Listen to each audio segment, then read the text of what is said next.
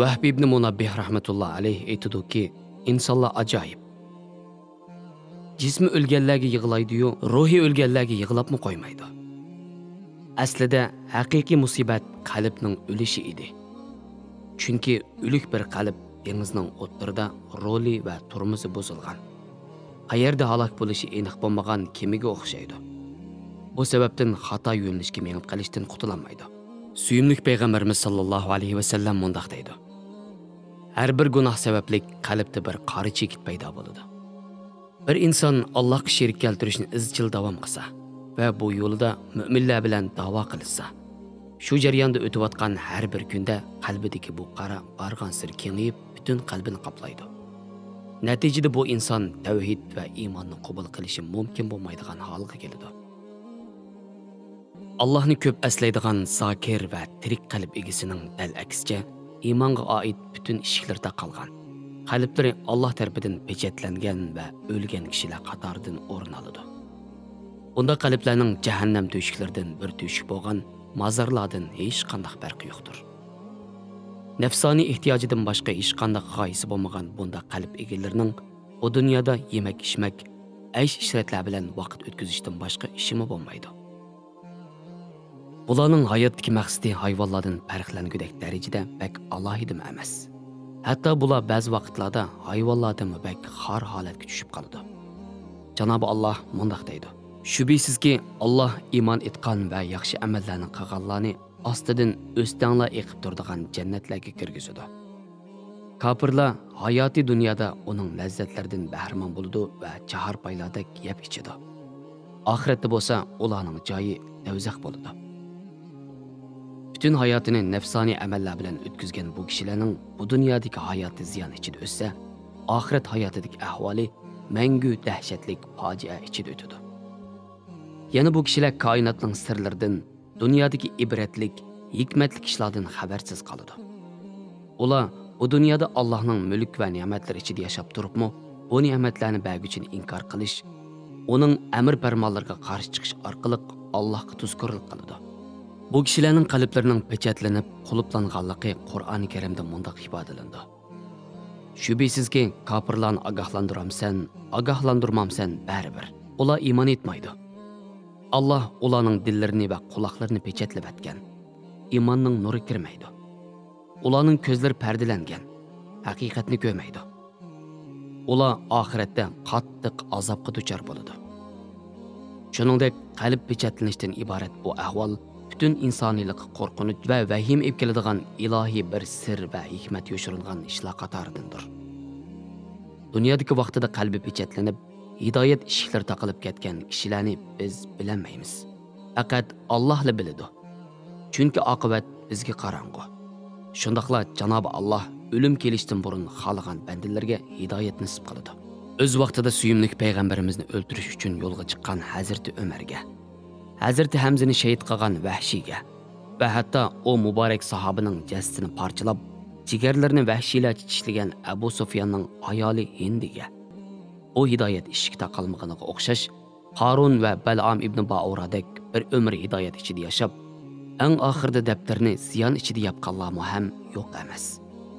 Shuning uchun har bir qul o'zining yuqorqidagi ahvolga tushib qolmaslik uchun Alloh taolodan qalbini har vaqt iymonida mustahkam qilishni tilab duo qilishi va nihoyatda sezgur holda yashashga tirishish kerak. Chunki qalblar o'z mayliga qo'yib berilganda haq yo'lidan yiroqlashadi. Allohni zikr qilishga qattiq bo'lib qoladi. Hatto ba'zida toshdanmi qattiq bir holatga kelib qoladi. Qalblardagi muhr va qulubni ocha oladigan birdan-bir qudratning egasi Janob Alloh mundaq deydi: "Sizlar Allohni unutgan, shuning bilan Alloh ularga o'zlarini unutildirgan kishilardek bo'lmanglar. Ana shular fosiqlardir." Nafsoniyat va iymonsizlik patqiqiga betib ketgan kishilar, garchi o'lim daqiqalarining qo'rqinchli holati va o'lim farishtasi Azroilning dahshatlik azoblashlaridan haqiqatga qaytib uyg'ongan bo'lsa-mu, afsus, bakmi kechikib ketgan bu uyg'onish amdilikda hech nimaga asqatmaydi. Chunki odam bolalarining bu dunyodagi majburiyati faqat o'lim farishtasi Azroilni ko'rgan hamon oxirlashidi. Shu vaqtdan keyin bu fursat ganmasga ketgan bo'ladi. Shundaqla u vaqtdagi pushaymon xuddi Firavunning kechikib qolgan shahodati va sajda qilishiga o'xshash foydasiz bo'ladi. Dahshatlik o'limdan keyin bu kishilarning oqibati jasadlari chirigandan keyin texmi yomonlashib, jahannam yalqinlarining markaziga aylandi. Gunoh va Allohga haddidan ziyoda qarshi turganlik sababli pechatlangan qalblar bo'lganidek, pechatlangudek darajada buzilmagan, ammo kasal qoplagan qalblar ham mavjud. Haqiqatga nisbatan his tuyg'ular o'lgan, qaytib ketgan qalblar bor bo'lganidek, Alloh qo'rqusidan titraydigan taqvo qalb egallari ham yo'q emas. Undaqda pechatlangan qalblar qandoq ichiladi? Bu to'g'risida bizga suyimli payg'ambarimiz mundaq deydi. Mümin bir gunoh qilgan vaqtida uning qalbida bir qora chekit paydo bo'ladi. Banda tavba qilib gunohini tashlasa va pushaymon qilsa, qalbidagi u kir o'chiriladi. Aksicha gunohini davom qilib, gunoh ishlarni ko'p qilaversa, eliq qora chekitmi birlikda ko'paydi. Oxirida u qora chekit butun qalbini qoplab, pechatlab qo'ydi. Qalbimizdagi ishlar Allohga maxfiy emas. Mümin har vaqt qalbiga qarab chiqishi va u yerni Alloh qaraydigan yerda qarab, har vaqt pokiz tutishga tirishish kerak. Pokiz qalblik bo'lish quruq xiyol bilan vujudga chiqmaydi.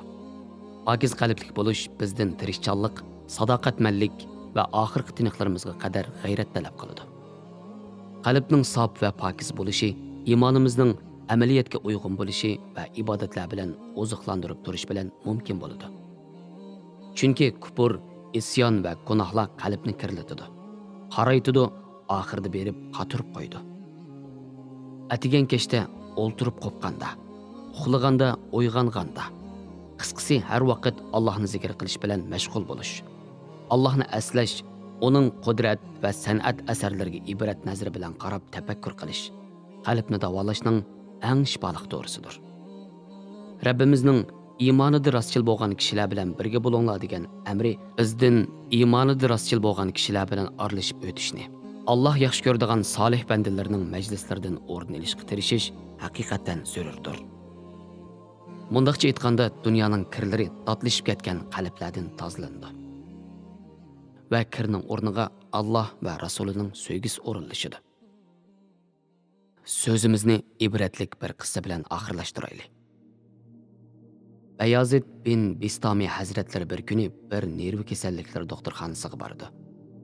Bir doktor kasallar va ularni davolash, qaysi kasalga qaysi dorining foyda qilganligi to'g'risida doklad berayotganda, Bayazid bin Bistami hazratlari uningdan: "Undaqda gunoh kesilining dorisi nima ekan?"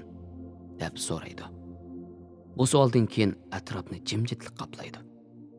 Shu asnoda tashqi ko'rinishi nervi kasal, amaliyotda Allohning solih qullaridan biri bo'lgan bir kishi, "Agar ruxsat qilsangiz, buning dorisini men so'zlab baqay" deganicha so'zini boshlaydi va gunoh kesilining dorisi shuki, tavba yiltizini istig'for yupirmoqi bilan aralashtirib, qalb havanchisiga qo'ygandan keyin tavhid to'qmoqi bilan so'qisan.